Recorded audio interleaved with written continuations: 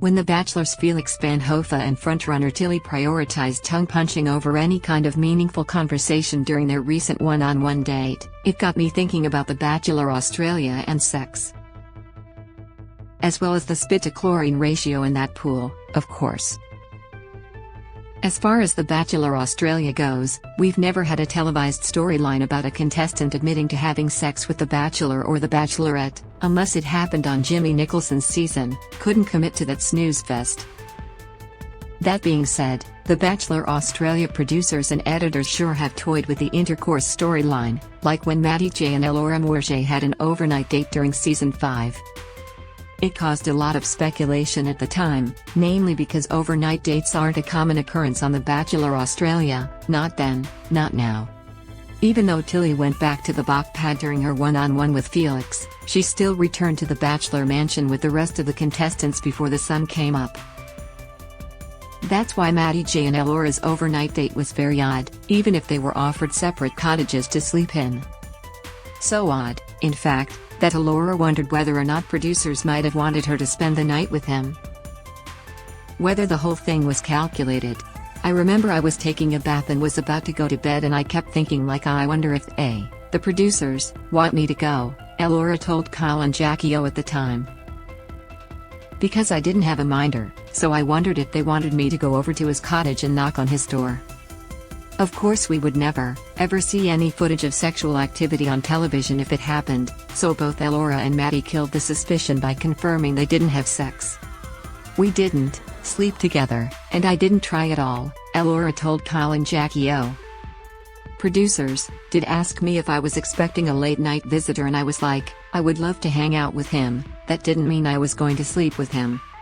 Overnight dates do happen regularly on The Bachelor and The Bachelorette US though. They are called fantasy suites. During their final 3 dates the couple is offered a key to either separate rooms or the same room so they can spend time together uninterrupted by cameras. Does The Bachelor Australia have fantasy suites? Overnight dates or fantasy suites were offered on Tim Robards' season of The Bachelor Australia back in 2013, when his final 3 included Anna Heinrich, Ali Etchen and Rochelle Emmanuel Smith.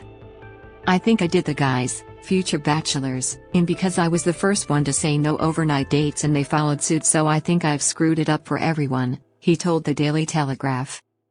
An ex-Bachelor producer later revealed that Tim knew he wanted to choose Anna very early on. We had a problem on Tim's season because he fell madly in love with Anna quite quickly. Who do you want to go on a date with? Anna.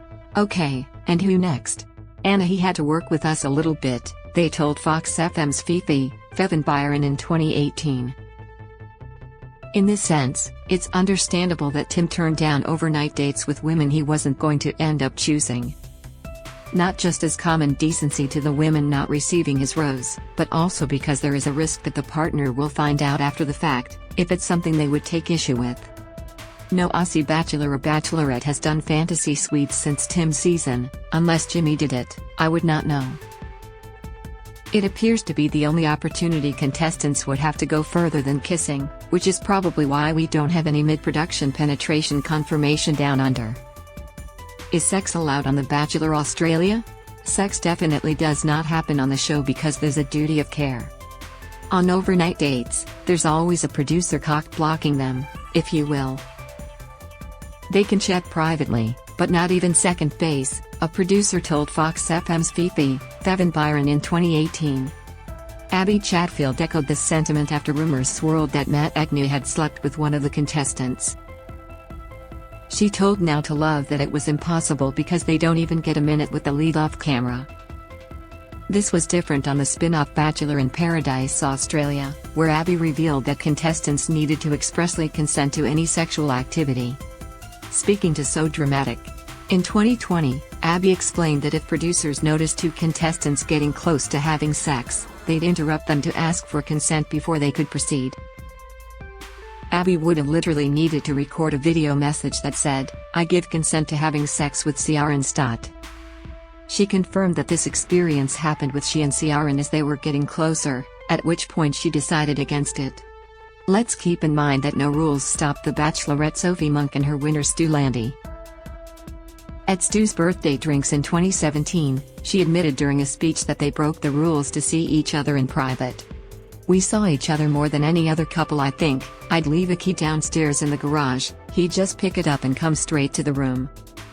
He has that arrogance. He knew he was going to win," Sophie said, as reported by Daily Mail. "I think that's what helped you win. Are bachelors in other countries having sex? In America there are no real secret rendezvous because they're actually afforded the opportunity to have alone time with Fantasy Suite Week. And they're at the point in the franchise where people admit to the fuck."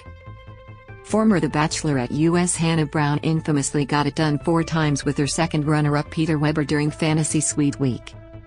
The most recently aired The Bachelor US, Clayton Echard, revealed to his runners-up, during the rose ceremony, no less, that he had slept with each of them in the fantasy suites. The Bachelorette US runner-up Nick Viall told All of America, and other parts of the world if you have a VPN or 9 now, that he had sex with the Bachelorette US Andy Dorfman during their overnight dates, after she had given her final rose to someone else. "If you weren't in love with me, I'm just not sure why you made love with me," he told her during and after the final rose special. Keep in mind that during this conversation she was recently engaged to Josh Murray, who she gave the final rose to, and was essentially dating while she slept with Nick. "I think that's below the belt," Andy responded, obviously taken aback. "I think some things are private and should be kept private." The Bachelorette US Caitlin Bristow also slept with Nick when he returned for her season, well before Fantasy Suite dates were offered. The audio was still picked up, which included things like "I want to know every part of you" and literal moaning. It was wild.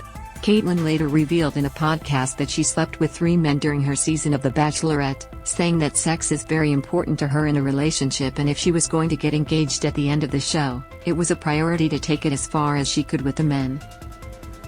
TLDR. So yes, Bachies and Bachelorettes have absolutely slept with contestants before handing out their final rose. In America it's confirmed, in Australia it's speculation. In America they're given the opportunity, in Australia they're not. In America it's the norm and in Australia we freak out over lingerie in the pool. But given this year of The Bachelors is all about throwing out the rule book, maybe we'll see someone stay overnight in the bunk pad. Should they? That's not for me or you to answer. Sex is between the 2 consenting adults only. It's their choices. Their lives. Should people be able to act on their desires? Of course. Should they be able to test drive before buying the car? Absolutely. Should they be aware of how their actions may affect other relationships? 100%. Chantel Schmidt is a freelance writer. You can follow her here.